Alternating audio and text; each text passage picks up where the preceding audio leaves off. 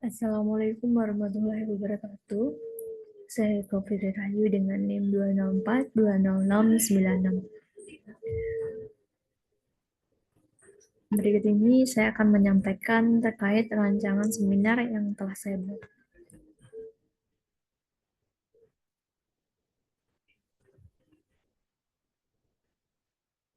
Dengan tema ekonomi makro, dan untuk judulnya yaitu analisis pengaruh jumlah uang beredar, suku bunga SBI, dan nilai tukar atau kurs terhadap tingkat inflasi di Indonesia. Yang pertama, latar belakang.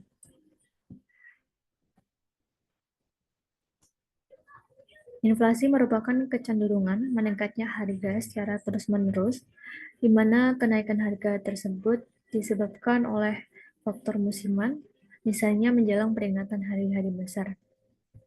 Seperti yang kita ketahui, di Indonesia mayoritas agama Islam, dan ketika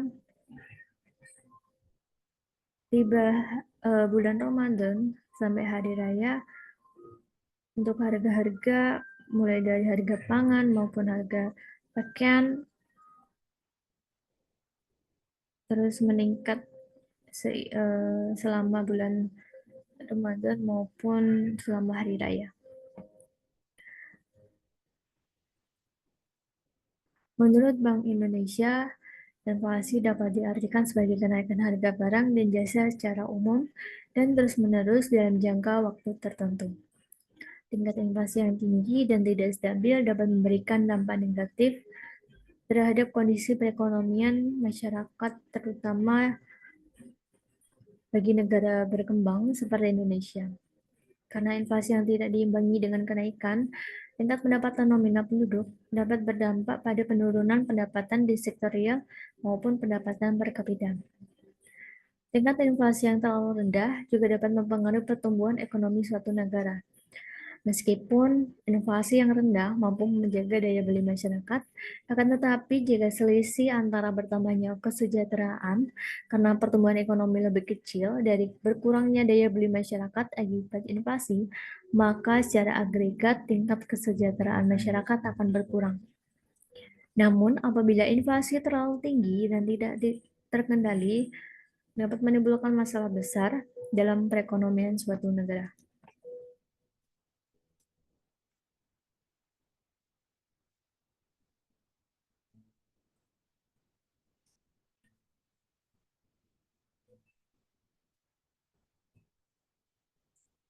Inflasi yang tinggi dapat menyebabkan penurunan investasi, terhambatnya pembangunan ekonomi, kecemburuan sosial, kerusuhan, bahkan krisis keuangan seperti yang terjadi pada tahun 1998. Jika berkaca pada krisis yang pernah terjadi di Indonesia pada tahun 1998, di mana terjadi lonjakan yang cukup tajam terhadap angka inflasi nasional, yakni sebesar 77,63%. Hal ini terjadi karena pemerintah gagal dalam mengatasi krisis jangka waktu yang pendek dan menyebabkan kenaikan tingkat harga terjadi secara menyeluruh dan semakin berlarut-larut. Akibatnya, pendapatan real dan pendapatan per kapita penduduk menurun relatif sangat cepat. Jumlah uang beredar, suku bunga, dan nilai tukar saling berhubungan dengan inflasi.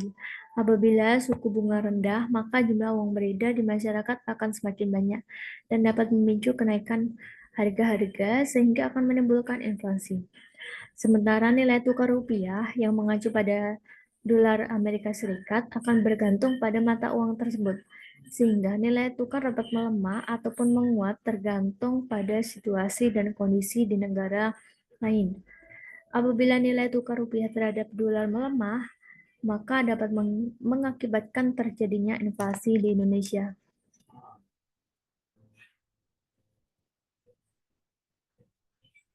Melihat begitu besarnya pengaruh yang dapat ditimbulkan oleh inflasi, maka Bank Sentral atau Bank Indonesia mengeluarkan kebijakan moneter yang berfungsi untuk mengendalikan ekonomi secara makro agar tercipta stabilitas ekonomi yang mengatur jumlah uang yang beredar di masyarakat. Dengan terkendalinya peredaran uang, maka diharapkan inflasi juga dapat dikendalikan, karena inflasi yang stabil merupakan prasyarat pertumbuhan ekonomi yang berkesinambungan untuk menciptakan kesejahteraan masyarakat. Inflasi adalah masalah ekonomi yang seringkali terjadi baik di Indonesia maupun pada negara-negara lain di dunia. Maka berdasarkan uraian di atas, penulis tertarik untuk membahas lebih lanjut mengenai faktor-faktor yang menyebabkan inflasi dengan judul Analisis Pengaruh Jumlah Uang Beredar, Suku Bunga SBI, dan Nilai Tukar atau kurs terhadap tingkat inflasi di Indonesia. Yang kedua, rumusan masalah. Rumusan permasalahan. Dari penjelasan latar belakang permasalahan di atas, maka permasalahan dirumuskan dalam penelitian ini adalah yang pertama, bagaimana pengaruh jumlah uang beredar terhadap tingkat inflasi di Indonesia. Yang kedua, bagaimana pengaruh suku bunga SBI terhadap tingkat inflasi di Indonesia. Dan yang ketiga, bagaimana pengaruh nilai tukar atau kurs terhadap tingkat inflasi di Indonesia. Yang ketiga, tujuan dan manfaat. Tujuan penelitian. Adapun tujuan dari penelitian ini adalah untuk mengetahui dan menganalisis pengaruh jumlah uang beredar, suku bunga SBI, dan nilai tukar atau kurs terhadap tingkat inflasi di Indonesia. Sedangkan untuk manfaat penelitian, yakni yang akan dicapai dalam penelitian ini akan diuraikan sebagai berikut. Yang pertama, secara teoritis, penelitian ini diharapkan dapat berguna sebagai bahan pustaka untuk penelitian selanjutnya dan berguna untuk pengembangan ilmu ekonomi. Yang kedua, secara praktis, A. Bagi penulis. Penelitian ini dapat memberikan manfaat bagi penulis berupa pemahaman mendalam mengenai pengaruh jumlah uang beredar, suku bunga, dan nilai tukar terhadap inflasi di Indonesia. B. Bagi pemerintah. Digunakan sebagai bahan masukan untuk merumuskan strategi kebijakan yang berkaitan dengan jumlah uang beredar, suku bunga, dan nilai tukar terhadap inflasi untuk mencapai Indonesia yang lebih baik. C. Bagi pihak lain. Penelitian ini diharapkan mampu menjadi bahan referensi bagi penelitian berikutnya dengan topik penelitian yang sejenis. 4. Landasan teori. Berikut ini untuk landasan teorinya. Di sini terdapat 6 landasan teori.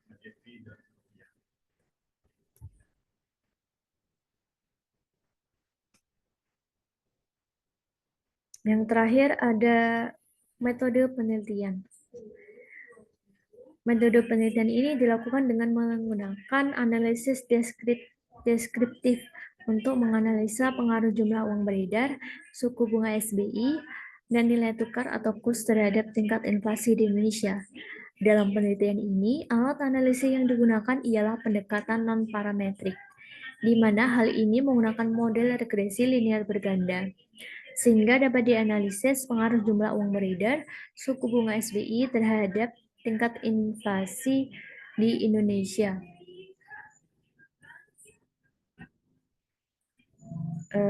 Maksud saya, dalam menggunakan di mana hal ini menggunakan model regresi linear berganda sehingga dapat dianalisis pengaruh jumlah uang beredar, suku bunga SBI, dan nilai tukar terhadap tingkat inflasi Indonesia. Adapun data-data yang diperoleh berasal dari data sekunder dan data sekunder tersebut bersumber dari Bank Indonesia.